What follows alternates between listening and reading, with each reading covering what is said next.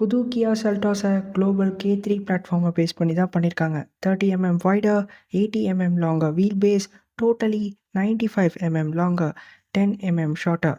Cabin ஸ்பேஸும் அதிகம், boot ஸ்பேஸும் அதிகம்.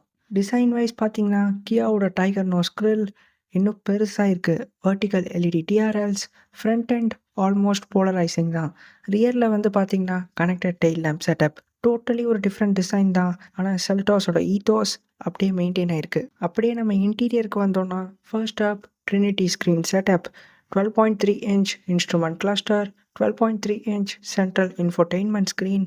இது ரெண்டுத்துக்கும் நடுவில் ஒரு dedicated 5 inch climate control touch screen. ஒரு நல்ல விஷயம் என்னென்னா நம்ம அப்பப்போ யூஸ் பண்ணுற ஃபீச்சர்ஸ்க்கான ஃபிசிக்கல் பட்டன்ஸை ரீட்டைன் பண்ணியிருக்காங்க. Temperature, fan speed, volume, media controls etcetera. 3 power train options இருக்குது. ஒரு 1.5 NA பெட்ரோல், எய்தர் ஒரு 6 ஸ்பீட் மேனுவல் இல்லை ஒரு CVT, 115 PS, 144 newton metres of torque.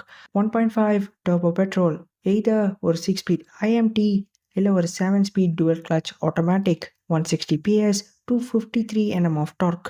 ஒரு 1.5 டீசல், எய்தர் ஒரு 6 ஸ்பீட் மேனுவல் இல்லை ஒரு 6 speed automatic, 116 PS, 250 Nm of torque. என்னடா ஃபீச்சர்ஸை பற்றி பேசவே இல்லையேன்னு கேட்டிங்கன்னா ரொம்பவும் நிறைய இருக்குது. இது எல்லாத்தையுமே நம்ம ஒரு கம்யூனிட்டி போஸ்ட்டில் டீட்டெயில்டாக போட்டிருக்கோம். செக் பண்ணி பாருங்கள்.